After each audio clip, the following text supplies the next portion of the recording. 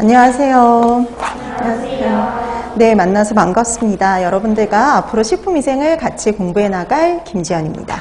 자, 우리가 이제 2022년 식품위생직을 이제 준비하려고 이 자리에 모였는데요. 그러니까 우리 이 식품위생직의 이 식품위생 과목이라는 거는 어떻게 보면 되게 한 번 이상은 다 접해보신 과목일 것 같아요. 뭐 영양사나 아니면은 위생사나 식품기사나 산업기사를 이제 준비하는 과정 중에 한 번씩은 식품위생을 전반적으로 다 공부해 보신 분들이 대다수일 겁니다. 왜냐하면 이제 식품위생직이라는 과목이 그 중에 하나의 자격증이 있어야지만 아니면 면허증이 있어야지만 볼 수 있는 시험이다 보니까 어떻게 됐든 식품위생이라는 과목을 한 번 이상은 공부를 하셨던 경험이 있으세요. 근데 거기에 있는 식품위생이라는 과목하고 좀 우리 식품위생직의 식품위생은 비슷하면서도 조금은 다르다라고 생각하시면 될 것 같아요. 그래서 공부하다 보면 느껴지시겠지만 여러분들이 뭐 그 영양사나 위생사나 산업기사 쪽에서 봤던 식품위생 과목이 공부할 부분이 이 정도라면은요, 식품위생직을 위한 식품위생은 공부할 게 거의 2배다라고 생각하시면 돼요. 그러니까 공부를 폭 넓게 해야 될 필요성이 있어요. 그러니까 예를 들어서 우리 일반적으로 다 이제 기생충 하면 잘 알고 계시잖아요. 기생충에 채소를 통해서 감염되는 기생충을 찾아라 이런 문제가 나와요. 문제는 되게 일반적이죠. 근데 우리가 잘 안 들어봤던 분선충이 나온다든지, 자, 그 다음에 어패류를 통해서 감염되는 기생충에 이형흡충이 나온다든지 이런 건 되게 흔한 거라고 보시면 돼요. 그러니까 여러분들이 다른 데에서 들어보지 못했던 이름들이 많이 나와요. 그리고 그 다음에 또 이런 거예요. 기생충도요, 문제가 되게 그냥 단순해요. 다음 중, 수육을 통해서 감염되는, 돼지고기를 섭취했을 때 감염되는 기생충. 근데 보기가 학명으로 나와요. 그러니까 여러분들이 기본적인 것도 알아야 되지만 그 기본적인 게 가장 기본이에요. 근데 거기에다 플러스로 더 공부할 것들이 좀 많아요. 그래서 플러스 알파로 공부해야 될 것들이 좀 많아진다라고 생각하시면 돼요. 그러니까 심화학습을 하셔야 되는데 그 심화학습이 여러분들이 다른 데서 보지 않았던 명칭들, 학명들 이런 것들까지 공부하실 필요가 있다라고 생각하시면 됩니다. 그 다음에 또 하나 해야 될 게 이제 경기도 식품위생직을 준비하는 경우 간혹 시사적인 게 시험 문제 출제가 되기도 해요. 시사적인 거. 그래서 시사적인 거라고 해가지고 되게 작은 사건들 있잖아요. 그런 게 또 나오는 건 아니에요. 되게 큰 사건들 있죠. 크게 문제를 일으켰던 거, 무리를 일으켰던 거, 보통 그런 것들이 시험 문제에 출제가 되는데요. 그러니까 예를 들어 이런 거예요. 왜 멜라민 파동 몇 년 전에 있었던 멜라민 파동이 있었는데 그 멜라민 파동은 전 세계적으로 문제가 됐던 사건이죠. 그러니까 그런 사건이라든지 아니면 먹고서 사망이라든지 아니면은 뇌사 상태에 빠진 큰 사건들 이런 것들이 나와요. 그다음에 아니면은 작년에 나왔던 시험 문제는 그거였어요. A형 간염이 시험 문제가 나왔는데 이 A형 간염이 작년에 그 이전에보다 한 7, 8배의 환자가 증가를 했어요. 그리고 원인 식품이 젓갈이었어요. 그러니까 우리나라 젓갈로 인해서 우리나라 환자가 한 7, 8배 이렇게 갑자기 급증을 했잖아요. 이런 경우가 시험 문제에 출제가 됩니다. 그러니까 되게 큰 사건들, 작은 짜잘한 거 절대 볼 필요 없어요. 그래서 자잘한 것까지 다 공부하려고 하시는데, 다 보려고 하시는데 그럴 필요 없고요. 시사적인 건 큰 사건들 위주로만 확인해 두시면 된다는 거. 근데 이게 또 그래요. 큰 사건이 지금 가장 큰 사건이라고 하면 제일 먼저 떠오르는 게 코로나잖아요. 그럼 코로나는 시험 문제 나오느냐? 안 나와요. 식품위생과 관련이 없으니까. 그러니까 식품위생과 밀접하게 관련 있는 것만 나오는 거죠. 그러니까 예를 들어 이런 거예요. 코로나19가 지금 우리는 코로나가 직접적으로 시험 문제 출제가 되지 않아요. 그럼 간접적으로는 이런 게 나올 수 있어요. 코로나 같은 경우도 바이러스가 원인이잖아요. 그러니까 바이러스의 전반적인 특징에 관한 시험 문제는 나올 수 있어요. 그리고 또 하나, 요즘 코로나가 유행하면서 살균 소독이 되게 주요하게 됐잖아요. 그러면서 그런 살균 소독과 관련된 문제가 출제가 될 수 있는 거예요. 그래서 직접적인 코로나 문제는 나오지 않지만 관련될 수 있는 바이러스 문제라든지 아니면은 살균 소독 문제가 나올 수는 있다라고 생각을 하시면 되는 겁니다. 그래서 식품하고 관련 있는 것들 위주로 연계해서 공부를 해두시면 되는 거죠. 자, 그래서 이렇게 시사적인 것도 봐두실 필요가 있다라는 거. 자, 그래서 이렇게 봐둬야 되는데 여러분들이 이렇게 해서 공부할 게 생각보다 그래서 분량이 너무 많아요. 그래서 이 분량이 되게 많기 때문에 하나하나 차근차근 준비해 나가시면 되지만 한 번에 이걸 다 완벽하게 하려고 하는 것보다는요, 계속 반복하시는 게 제일 좋아요. 그러니까 한 번에 완벽하게 내가 이걸 다 하겠다, 이건 욕심이고요. 반복하다 보면 어느 순간 그게 여러분 것으로 다 소화가 되시니까요. 반복해서 보는 연습을 좀 해두시면 좋을 것 같습니다.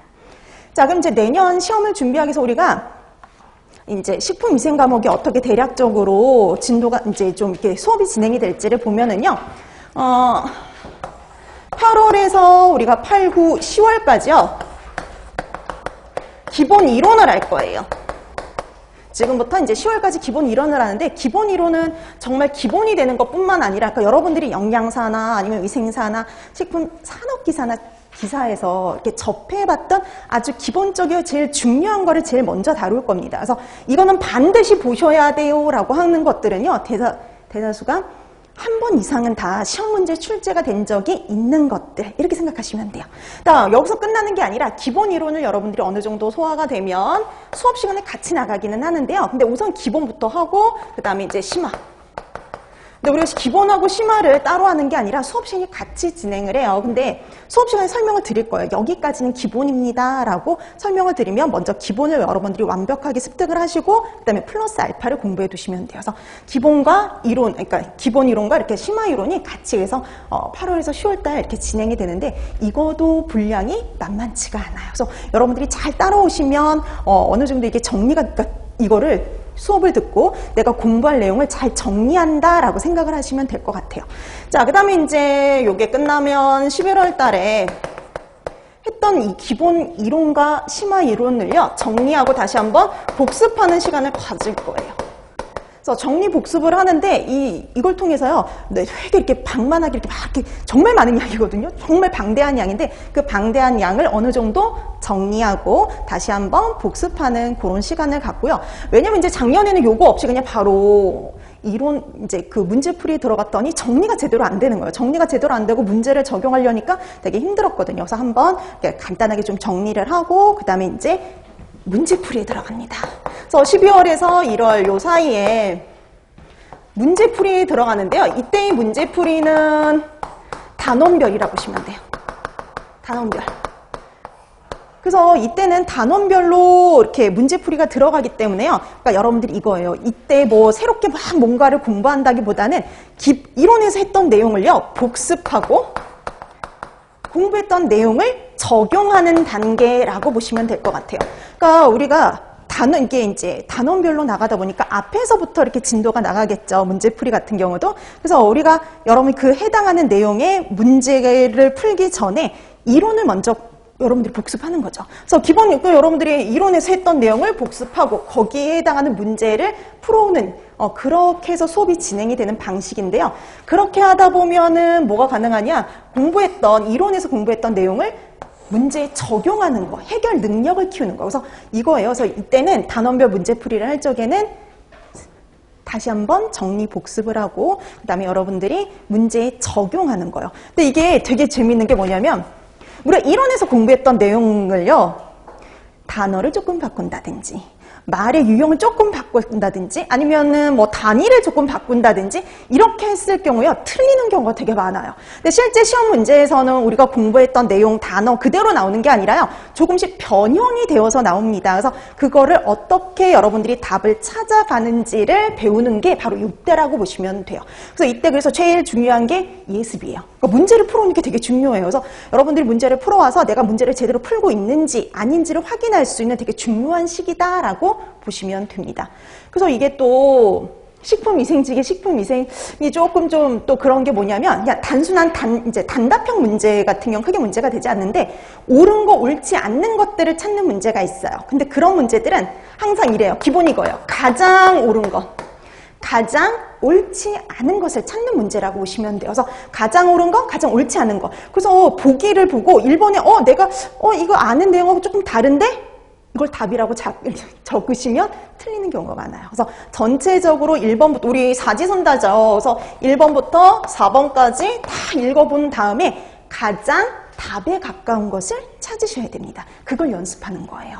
그래서 이때가 상당히 가장 제일 이제 거의 이제 복습의 마무리이자 여러분들이 이제 적용을 한 되게 아주 중요한 단계이기 때문에 이때 특히 문제풀이 할 때가 중요합니다. 자, 그럼 이제 이걸 통해 가지고 완벽하게 탄탄하게 여러분들이 내용들을 복습해 두고 어느 정도 적용을 하게 되면은요, 그 다음에는 이제 모의고사형 문제풀이로 들어가요. 단원별 문제풀이는 우리가 범위가 정해져 있죠. 그래서 그 범위만큼만 복습을 하고 그 다음에 문제를 풀어오시면 되지만 모의고사형은요. 처음부터 끝까지가 범위가 돼버리는 거예요. 이때 이제 여러분들이 진짜 실력이 나온다라고 보시면 돼요. 이때부터 이제 여러분들이 진짜 실력이에요. 왜냐면 단원별 일정에는 범위가 정해져 있다 보니까요. 정해진 범위 내에서 공부를 하고 문제를 풀면 정답을 맞출 확률이 상당히 어떠냐면 높은 편이에요. 근데 전체 범위가 되면 또 이게 헷갈려요. 분명히 내가 알고 있는 내용인데 모의고사에서 이렇게 20문제에다가 순서가 막 그러니까 우리가 이렇게 차근차근 이렇게 1번부터 20번까지가 이렇게 순서대로 있는 게 아니라 범위가 뒤죽박죽 섞여 있죠.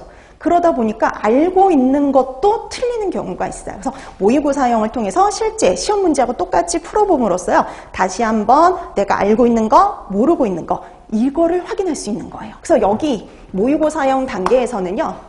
내가 알고 있는 거, 모르고 있는 것을 정확하게 파악을 하고 부족한 부분을 채워 넣는 시간이라고 생각하시면 됩니다.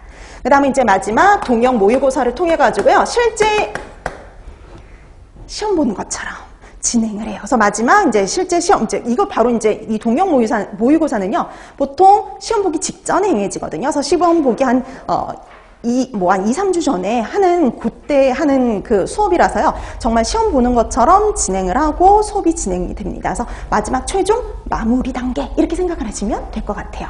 자, 그래서 전반적으로 이렇게 수업이 진행이 되는데요. 지금 우리는 이제 처음 스타트를 끊는 단계죠. 이 스타트 끊는 단계도 되게 중요해요. 그러니까 여러분들이 앞으로 할 내용들의 가장 기본을 토대를 세우는 단계라고 생각을 하시면 됩니다. 그래서 이 토대를 세울 때 탄탄히 세워두게 되면 그 다음에 했던 내용들을 잘 정리를 해두면 두고두고 도움이 될 수가 있으니까요. 이걸 잘 정리해 두시면 좋을 것 같아요. 자, 그럼 우리가 기본 이론 수업은 어떻게 진행이 되냐면 아까도 말씀드렸듯이요. 수업의 가장 기본적인 거를 설명을 드려요. 그럼 여러분들이 기본은 반드시 그러니까 특히 이제 지금이 초시가 아니라 한 번 이상 시험을 보신 분들이 또 있기도 해요. 그런 분들은 한 번에 이거 두 가지를 다 진행을 해도 괜찮지만요. 처음 스타트를 끊는 분들, 처음 시작하시는 분들은 기본 이론부터 시작하는 게 좋아요. 그래서 가장 기본적인 거를 먼저 탄탄히 한 다음에 그 다음에 나는 완벽하게 소화가 끝났다라고 하면 시마 플러스 알파를 봐두시면 돼요. 자, 그래서 요거를 해두는 게 우선 가장 기본이고요. 그 다음에 집에 가셔서 여러분들이 당연히 뭘 해야 되냐면 복습을 하셔야죠. 그러니까 정리하는 거예요. 그래서 수업 시간 했던 내용은 다 바로 그날 가가지고 정리해 주시고 복습을 하고 그 다음에 여러분들이 복습할 기회를 한번 다시 드려요. 다음 시간부터요. 프린트가 하나 더 나갈 겁니다. 지금 오늘 수업 시간에 받으신 프린트 있죠. 참고 자료 프린트 말고요. 복습 프린트물이라는 게 하나 더 나가요. 이 복습 프린트 같은 경우에는요. 가로 넣기하고 OX 문제로 구성이 되어 있어요. 그래서 간단한 가로 넣기라든지 OX를 통해 가지고요. 여러분들이 제대로 복습했는지 아닌지를 여러분들이 또 이렇게 해볼 수 있는 복습할 수 있는 그 시간을요. 다시 한번 드리거든요. 그래서 되도록이면 조금 일찍 오셔야 돼요. 다음 주부터는 한 20분 정도 일찍 오셔가지고요. 문제를 풀어두셔야 됩니다. 그러니까 이게 여러분들이 수업 시간을 얼마나 잘 활용하는지에 따라서요. 가져가는 게 달라질 수 있어요. 그래서 집에서 한번 복습하고 정리하고 그 다음 주에 와가지고 다시 복습 프린트물을 통해서 복습하다 보면요. 그럼 벌써 수업 시간에 한번 듣고 한번 정리하고 복습하고 그 다음에 다음 시간에서 또다시 복습하면 벌써 세 번째거든요. 그러면 어느 정도 완벽하게 모르지만 그래도 중요한 게 뭔지 그리고 어떤 내용들 중요한 내용들은 머리에 잘 박히게 돼 있어요. 이런 것들이 자꾸 반복해서 하다 보면 여러분들의 자산이 되는 거거든요. 그래서 되도록이면 여러분들의 복습하고 여러분들의 실력으로 미리 수업 시간 전에 프린트물을 풀어두시면 좋을 것 같아요. 그래서 보통 이제 가로넣기 같은 경우 우린 솔직히 객관식이긴 하잖아요. 그래서 OX가 더 중요하긴 한데 가로넣기 같은 경우에는 반드시 알아야 될 단어 내지는 수치 같은 것들 있잖아요. 수치 같은 경우는 정확하게 알아두셔야 되니까 그런 것들은 가로넣기. 그 다음에 나머지는 긴가민가 할 수 있는 것들은 OX로 들어가거든요. 그래서 그런 것들을 통해 가지고 여러분들이 제대로 복습을 했는지 그런 것들을 확인할 수가 있어요. 자, 그래서 여러분들이 여러분들이 정말 집에 가서 복습하고 복습 프린트물을 통해서 다시 한번 복습하는 거. 이 정도 하면 어느 정도 자리를 잡습니다. 그 다음에 이게 완벽하게 소화됐다. 이렇게 해서 이제 전반적으로 다 소화가 됐다. 나는 수업 시간에 한 거를 완벽하게 끝냈어. 라고 하면은 세 번째 할 게 뭐냐면은요. 한 가지가 더 남았어요. 근데 이거는 이 마지막 3번은요. 여러분들이 수업 시간에 한 걸 완벽하게 소화했을 때 그때 하는 거예요. 그전에는 할 필요 없어요. 자, 내가 그러면 수업 시간에 한 거를 나는 100% 완벽하게 소화가 됐어. 근데 이 소화되는 시점은 이론의 중간이 될 수도 있고 이론이 다 끝나고 아니면은 문제풀이가 들어갔을 때 그때쯤 사람마다 다 다르겠죠. 그때쯤이 될 수도 있어요. 그거는 그러기 때문에 요거는 가장 마지막이라 보시면 돼요. 그럼 이건 그때는 뭐를 해야 되냐면요. 시중에 나와 있는 식품위생 개론서들을 보는 거예요. 이론서들 나와 있는 거 있죠. 여러분들이 대학 다니실 때 봤던 이론서라든지 어떤 걸 봐도 좋긴 한데요. 단 너무 오래된 출판된 지 너무 오래된 책은 절대 안 돼요. 그래서 되도록이면 최근에 출간이 된 식품위생 개론서 하나를 선택을 해서요. 읽어야 돼요. 읽어보기. 그러니까 소설책을 읽는 것처럼 읽어보는 게 도움이 또 돼요. 왜냐하면 우리가 이렇게 옳은 거 옳지 않은 거 찾아라 이럴 적에는 문장으로 나오거든요. 근데 그 문장 표현이 우리는 우리가 했던 거하고 똑같이 나올 수도 있지만 다른 표현이 나올 수도 있잖아요. 그럼 다른 표현들은 어떻게 표현이 되는지 읽어보라는 뜻이에요. 그래서 이거를 달달달 책을 외워라 그런 게 아니라요. 소설책을 읽듯이 한번 공부했던 내용이 어떻게 여기는 표현이 되었는지 읽어서 좀 어떤 다른 표현들을 알아두시면 도움이 되는 겁니다. 그래서 그런 거를 하기 위해서 필요한 거예요.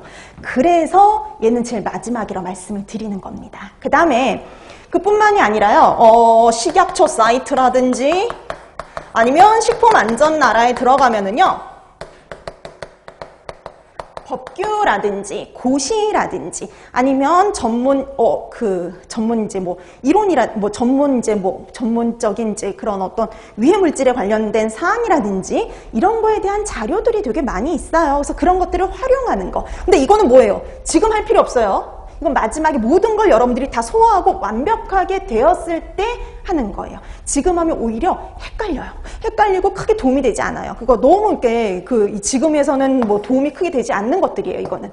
그러니까 여러분들이 이런 거를 완벽하게 했을 때 그 다음에 마지막에 하는 게 이거다라고 생각하시면 됩니다.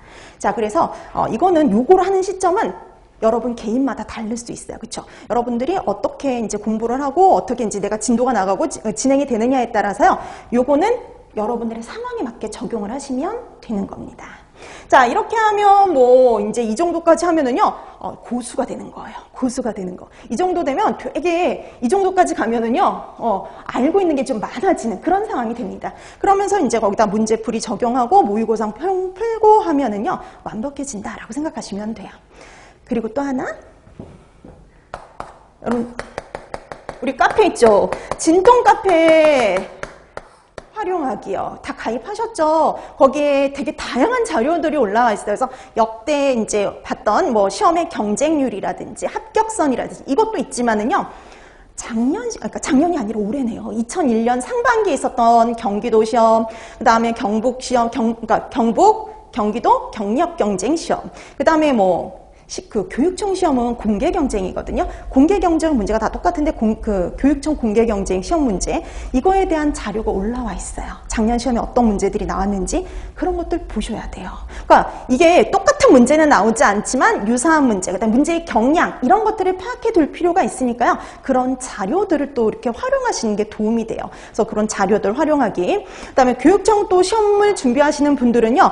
2013년부터 2020년까지 나왔던 교육청 시험 문제 또 제가 이제 또 다 이렇게 정리해 놓은 그런 게 있어요. 그래서 그런 것들도 이제 활용을 해서 여러분들이 시험 문제 이제 어떤 시험 문제들이 나왔었는지 어떻게 대비하면 좋을지 그런 것들을 좀 같이 활용을 해주시면 좋을 것 같습니다. 그러니까 여러분들이 활용할 수 있는 건 100% 다 활용하시는 게 좋아요. 자, 이렇게 해서 수업이 진행이 된다라고 봐두시면 되는데요.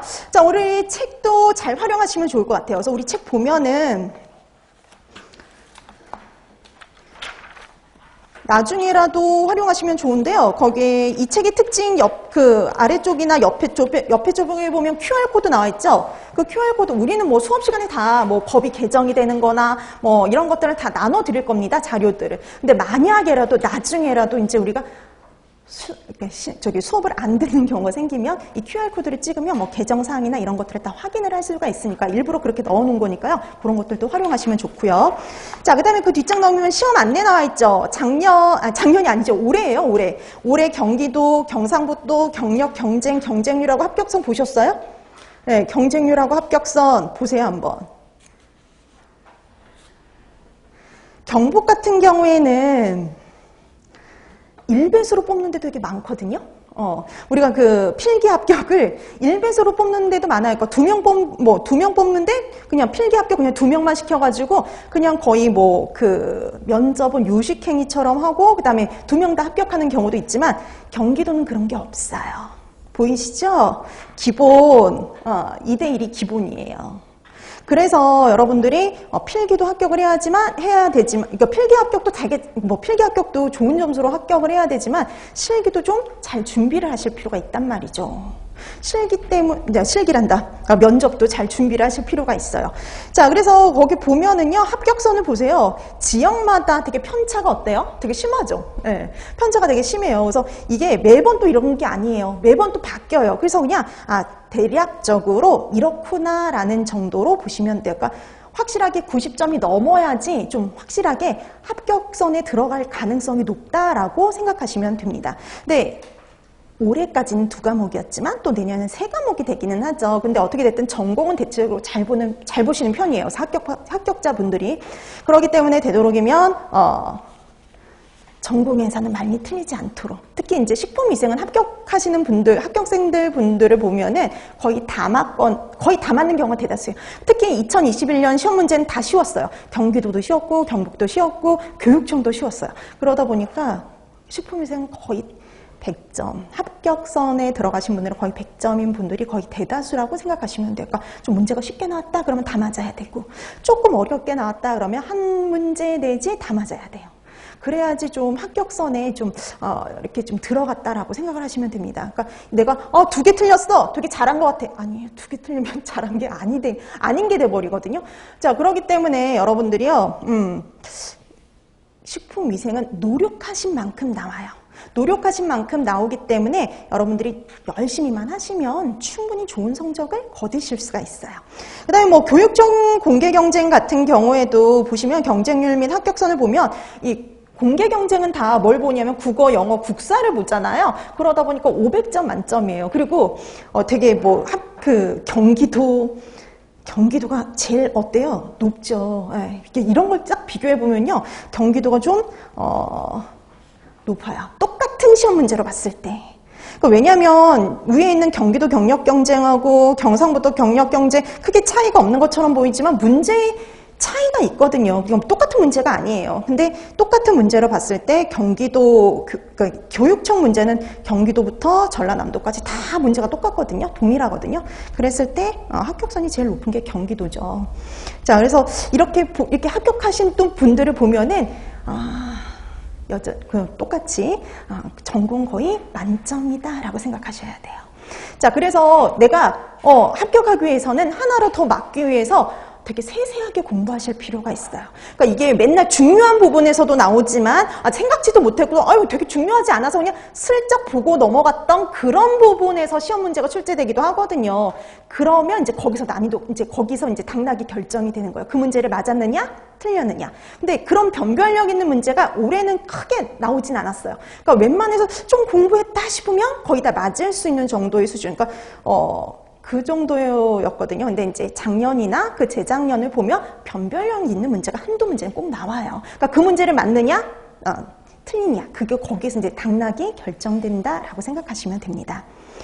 자, 그럼 이제 우리 본격적으로 진도를 나가야 되겠는데요. 거기 목차 보세요. 우리 목차를 보면 식품위생의 계호미 법규부터 해가지고 식품영업소 위생관리까지 쭉 나와 있죠. 자, 그 식품위생의 계호미부터 법규부터 이제 영업소 위생관리까지 나와 있는데 제일 중요한 파트는 식중독이에요. 여기서 8문제에서 10문제가 나와요. 어떤 시험이 됐든. 경기도가 됐든 경상북도가 됐든 아니면 교육청 시험이 됐든 제일 많은 문항이 출제가 되는 건 식중독 파트라고 보시면 돼요. 보통 8문제에서 많게는 10문제까지도 여기서 출제가 됩니다.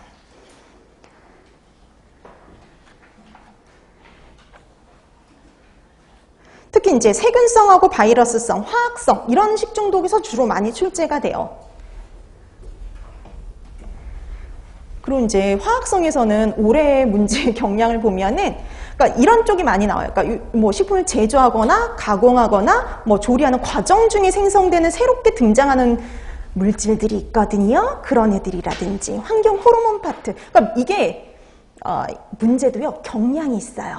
이게 시대에 따라서 문제의 경향이라는 게 있거든요. 근데 최근 요 몇 년 사이에 나온 문제들을 보면은 이런 식품의 제조, 가공 중에 생성되는 물질이라든지 환경 호르몬 물질과 같은 요런 파트의 문제들이 좀 많이 출제가 됐던 편이에요. 화학성에서.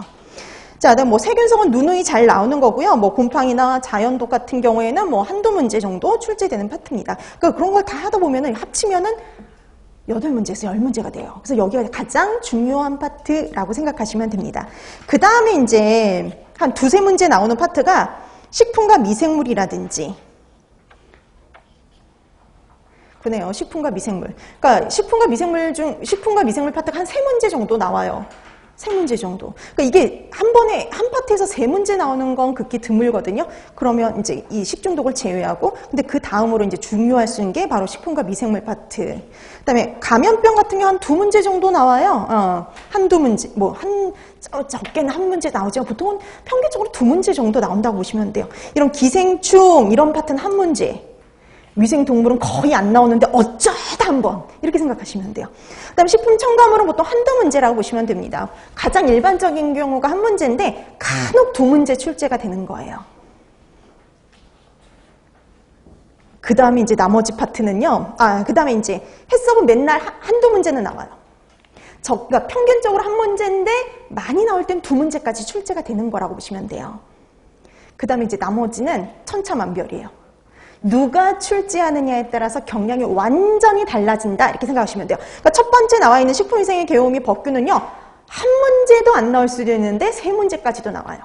되게 재밌죠. 그러니까 여러분 경상북도 같은 경우는 이제 2021년 올해 문제에선 경상도 문제에서는 이게 출제가 안 됐어요. 식품위생의 계호 및 법규 파트에서. 그 파트에서는 아예 시험 문제가 출제가 안 됐지만 다른 곳에는 보통 평균 1문제 나왔는데 경기도에서 작년에는, 이거 올해가 아니라 2020년에는요, 3문제까지도 출제가 됐어요. 그러니까 얘는 적게 나오면 0문제 하나도 안 나올 수도 있지만 많이는 3문제까지도 나올 수가 있는 거죠. 그래서 이렇게 천차만별이란 소리예요. 그러니까 누가 내느냐, 그때 출제자가 누구냐, 이거에 따라서 많이 달라져요. 그렇다고 우리가 하나도 안 나올 수도 있지만 3문제까지도 출제가 될 수가 있기 때문에 공부를 해둬야 되는 거죠. 왜냐면 우리는 1문제라도 틀리면 아쉬울 수 있으니까. 그 다음에 이제 뭐 식품위생 및 기타 뭐 이거 보시면요. 식품위생검사도 마찬가지예요. 하나도 안 나올 수도 있어요. 하나도 안 나올 수도 있지만 2문제까지도 나오기도 합니다. 그러니까 해야 돼요. 안 나올 수도 있지만 2문제가 나올 수도 있기 때문에 해야 되는 거고요. 그 다음에 유해 분석 및 그 다음에 유해 분석 및 유전자 변형식품 파트 같은 경우도요. 여기 같은 경우는 여기도 마찬가지예요. 하나도 안 나올 수도 있지만 2문제까지 출제가 될 수도 있어요. 그럼 많게는 그렇게 나온 적이 있으니까요. 그 다음에 식품 영업소의 위생관리, 요즘에는 이 파트가 좀 많이 나왔었거든요. 여기도 마찬가지. 하나도 안 나올 수도 있지만 2문제까지 나올 수도 있어요. 재작년에는 올해 말고요. 작년에는 경기도 문제에서 2문제가 여기서 출제가 됐었거든요. 근데 올해는 하나도 안 났어요.